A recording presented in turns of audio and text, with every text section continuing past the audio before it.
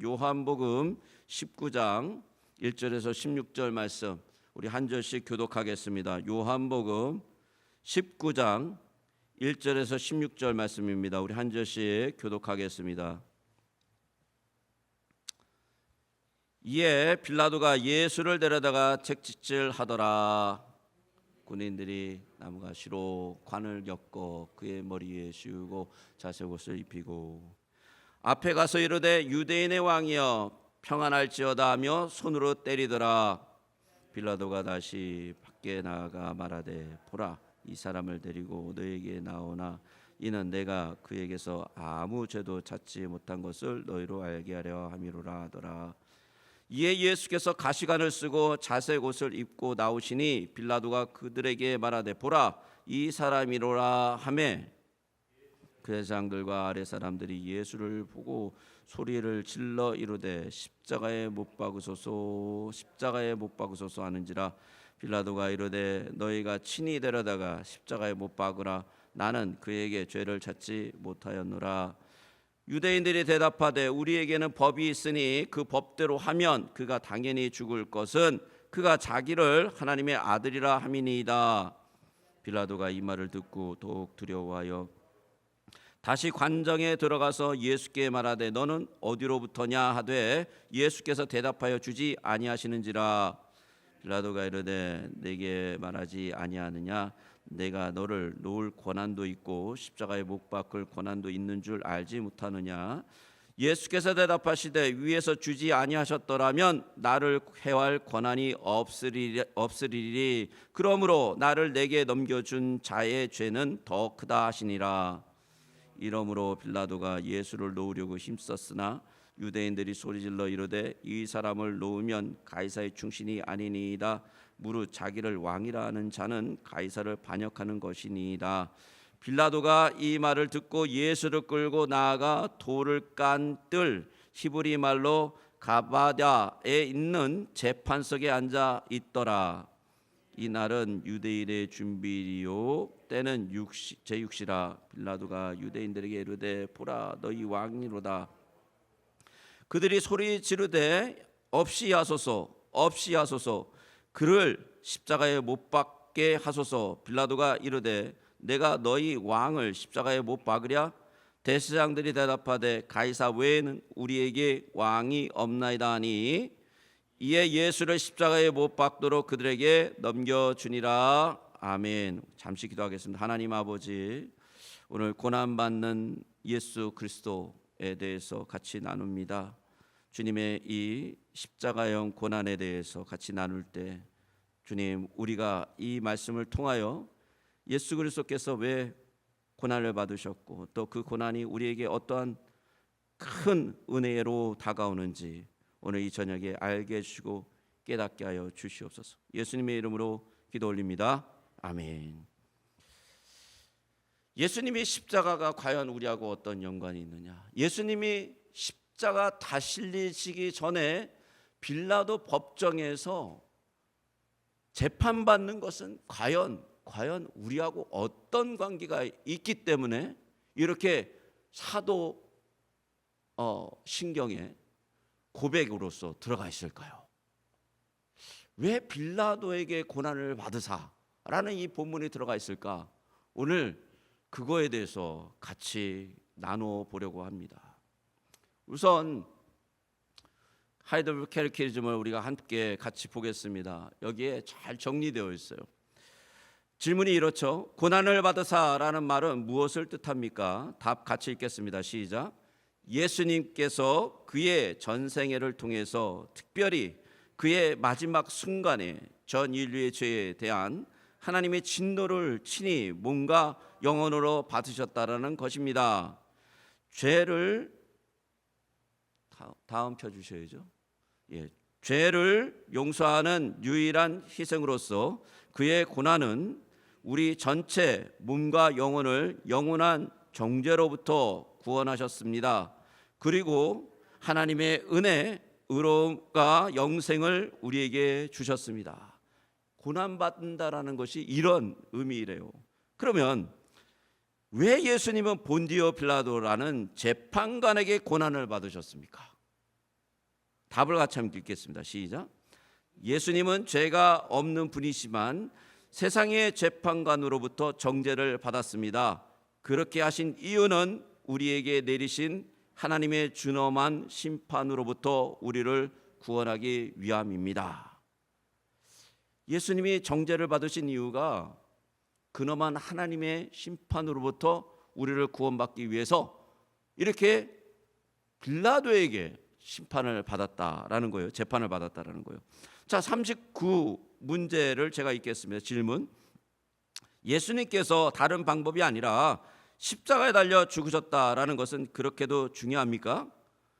같이 읽겠습니다. 시작. 그렇습니다. 십자가 처형은 하나님의 저주를 받은 죽음이기 때문에 그의 죽음으로부터 나는 내가 받아야 할 저주를 예수께서 대신 짊어지셨다라는 것을 확신합니다. 자, 예수님이 빌라도에게 심판을 받고 그 당시 최고 악행을 저지른 사람들에게 주는 십자가형에 달리신 이유를 하이델베르그 캐티키즘은 이렇게 정리를 했습니다. 빌라도에게 고난을 받으사 십자가에 못 박혀 죽으시고라는 이 대목을 고백하는 것은 우리에게 세 가지 질문을 던져줍니다. 첫째는 고난이란 무엇인가? 고난이란 무엇인가? 둘째는 사도신경에 왜 본디오 빌라도라는 이름이 나오는가?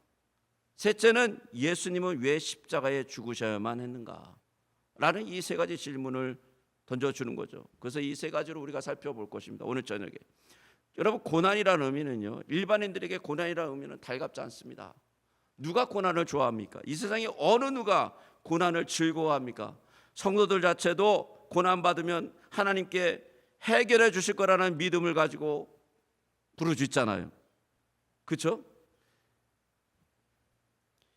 그런데 우리가 성도들이 고난이라는 이 이야기를 할 때 우리는 우리의 고난보다는 예수님의 고난을 우리가 생각해 봐야 돼요. 이 그리스도가 고난을 받으셨다라는 것을 생각을 해봐야 됩니다. 자, 예수님이 당시에 이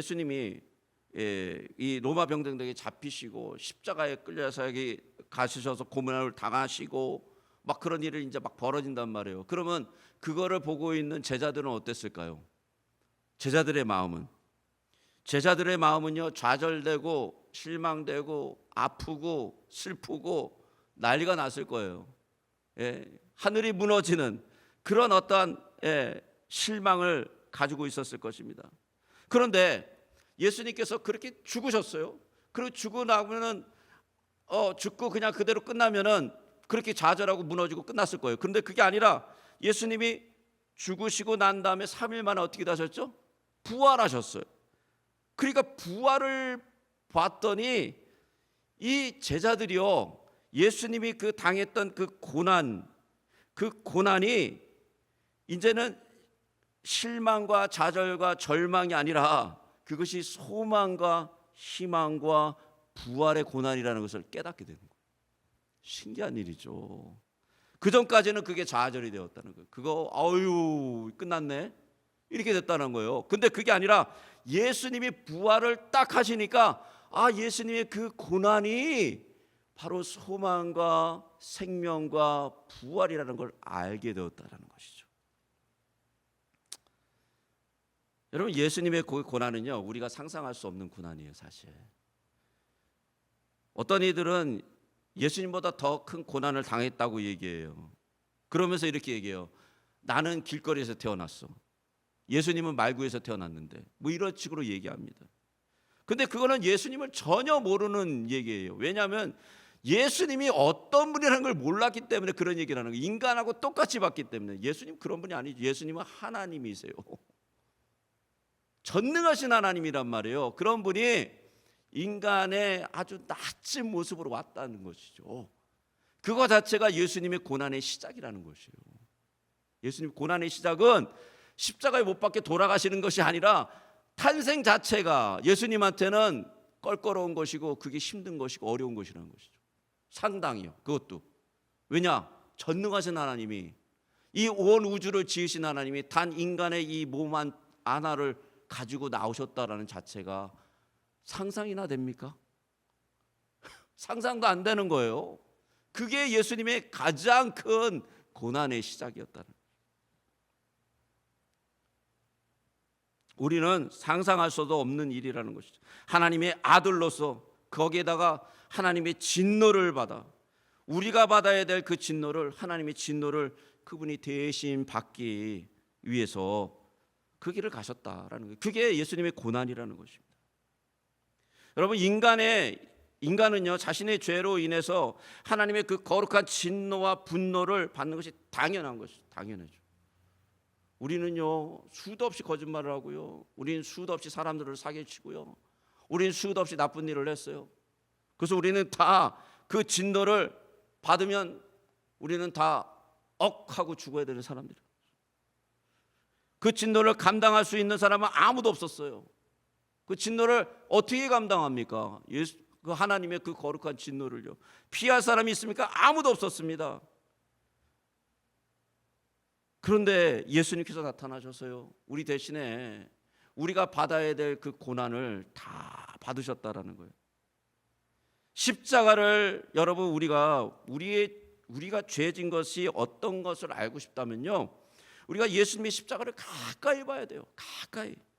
그 처참한 모습을 정말 보면 우리의 죄가 어떤지 처참하게 드러난다는 거죠. 얼마나 우리의 죄가 끔찍한지 예수님의 십자가를 보면 알게 된다라는 것이죠. 하나님의 거룩한 진노를 예수님이 직접 우리를 대신하여 담당하여 주셔. 아주 충격적인 것은 뭐냐면 예수님이 죄가 하나도 없으셨다는 거예요.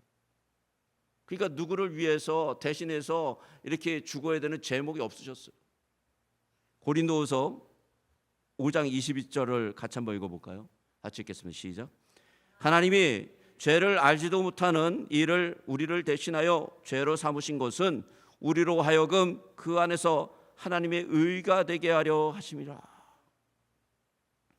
아니를 우리를 의로운 자녀로 불러주기 위해서요, 이렇게 끔찍한 고난을 받으셨다라는 거예요. 자, 그러면요, 예수님께서 아니 이렇게 거룩한 하나님의 진노를 받으셨으면 그 다음에 이 세상에는 고난이 없어져야 되는 거 아닙니까? 안 그래요? 예수님이 그 고난을 다 받으셨다며요. 그런데 아직도 이 세상은 고난으로 너무 심각한 일들이 계속 일어납니다. 최근에는요, 텍사스에서 글쎄 너무 안타까워요. 어린 아이들이 리버에서 캠핑하다가 109명이나 죽었어요. 109명. 그리고 160명 아직도 실종이에요. 너무 끔찍한 일이에요. 이런 일이 일어나면 너무나 고통스럽잖아요. 그 부모님들은 어디 가서 그 위로를 받습니까? 너무 고통스러운 거예요.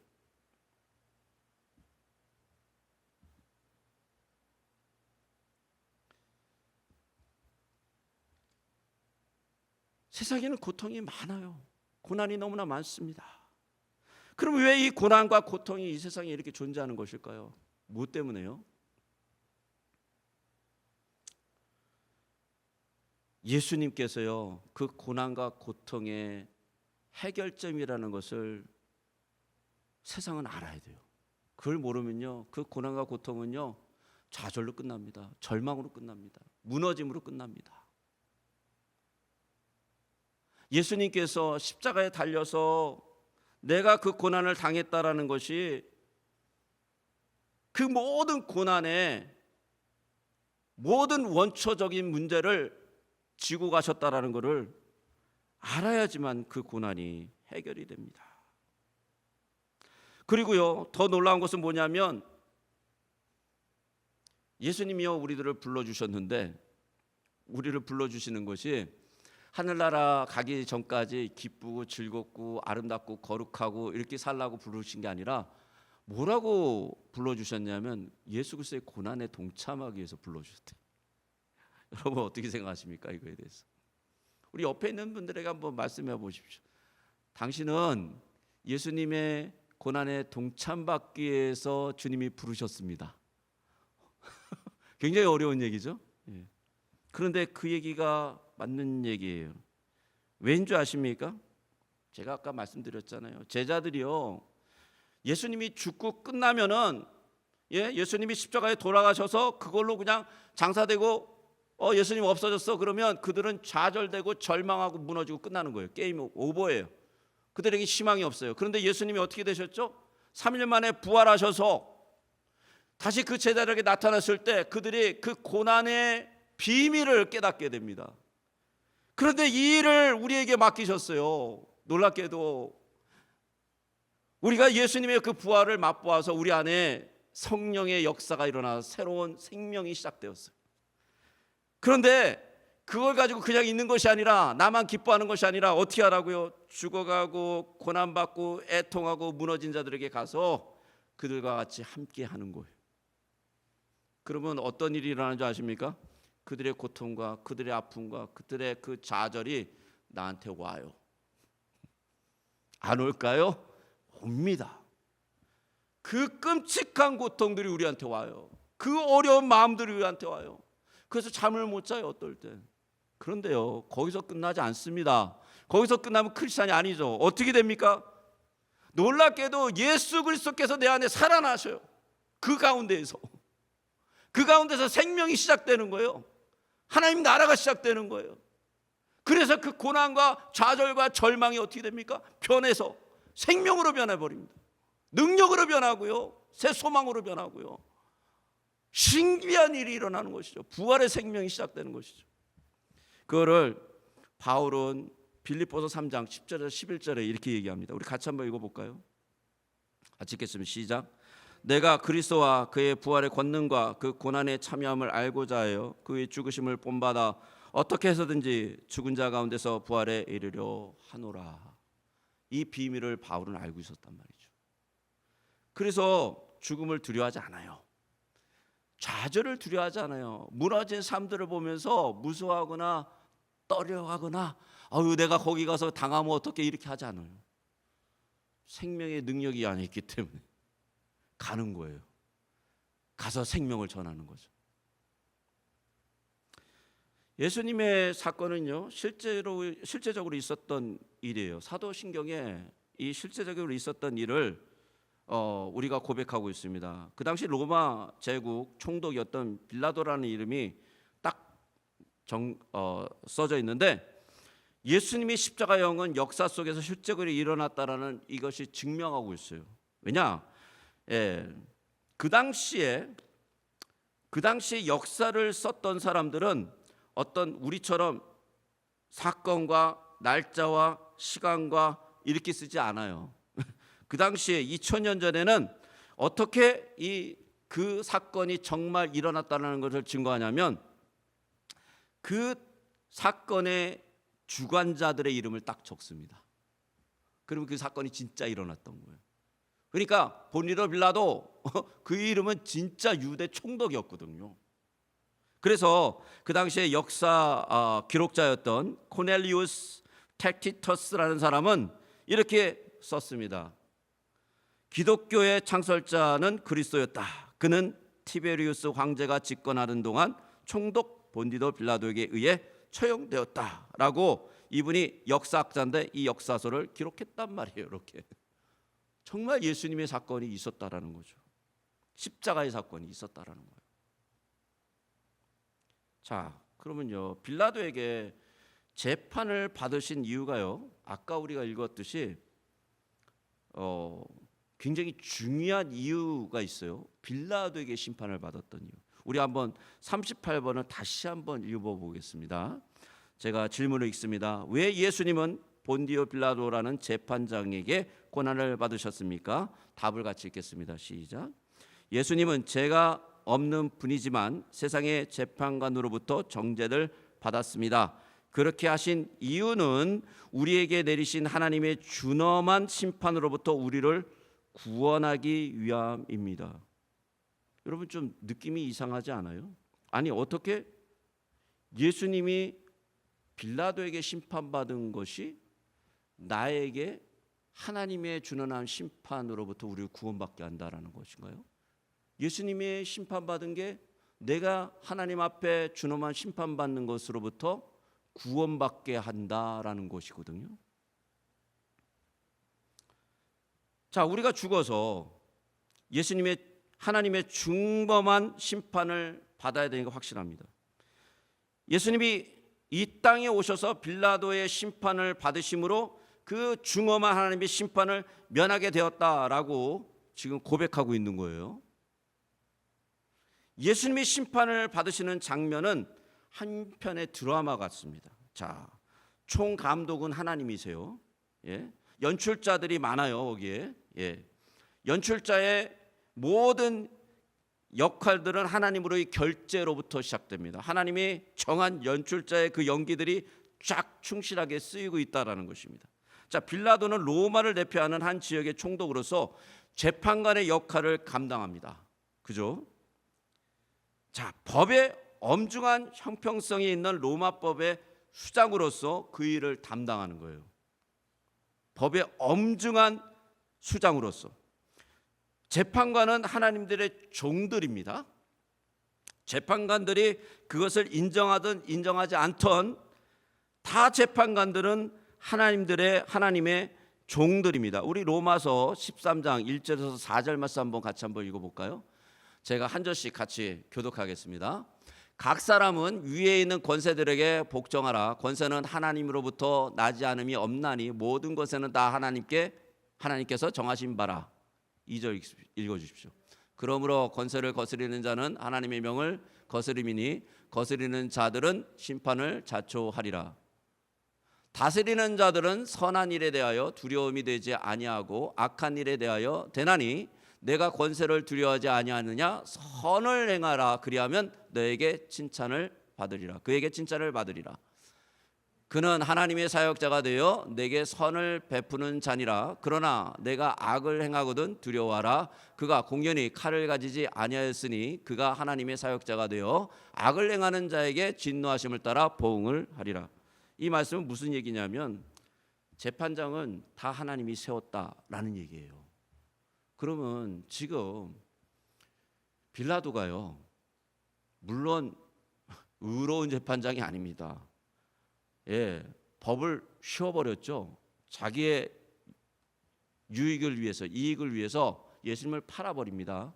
그렇지만 그가 그 자리에 선 것은 하나님의 대리인으로서 그 자리에 섰다라는 거예요.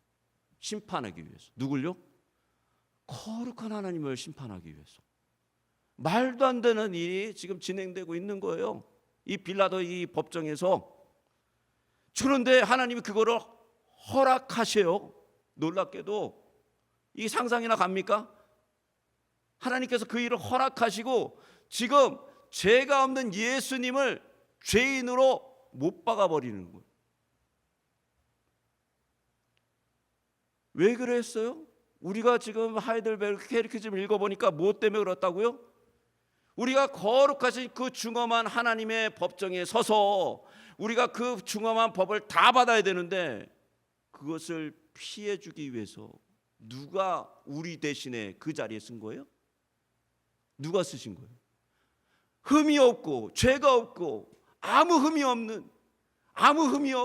죄가 없는 예수님께서 하나님의 아들인 그분이 우리 대신에 하나님의 진노를 받게 그 자리에 쓰신 거라는 거예요. 그 얘기를 하는 겁니다. 지금 미치고 팔짝 뛸 일이죠 이게. 예? 그것도 뭐 공평한 심판장한테 받으면 좋은데 공평합니까? 자기의 이득을 위해서 마음대로 법을 뒤바꾸는 그런 심판관한테 받고 있다라는 것이. 근데 그거를 하나님이 다 허락하세요. 왜요? 단 한 가지. 우리가 하나님의 그 엄중한 심판을 받아버리면 우리 끝나버립니다. 우리는 회생불능입니다. 우리는 다시 찬스가 없어요. 근데 그 찬스를 만들어주기 위해서 예수님이 그 자리에 나 대신에 그 자리에 섰다라는 거죠. 찬양에 보면 그런 찬양이네, 그죠? 떨려. 왜 떨립니까? 그 십자가를 보니까 떨린다 그래요. 여러분 그 심판의 자리에 여러분이 가보셨습니까? 심령적으로 예수님의 그 심판의 자리에 여러분이 가보셨습니까? 가보셔야 돼요. 그래야 눈물이 나오고요. 그래 내 마음이 뜨거움이 생기고요, 하나님을 향해서 열정이 생기는 거예요. 거기 안 가니까 아직도 우리는 밍밍한 거예요. 아직도 하나님을 보면서 하나님 날 사랑하실까 이런 생각하고 있다니까요.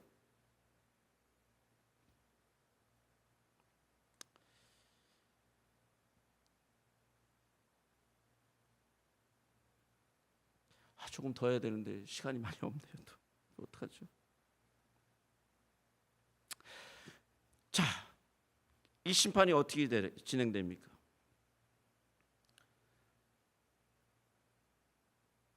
예수님께서 대답하세요. 빌라도에게.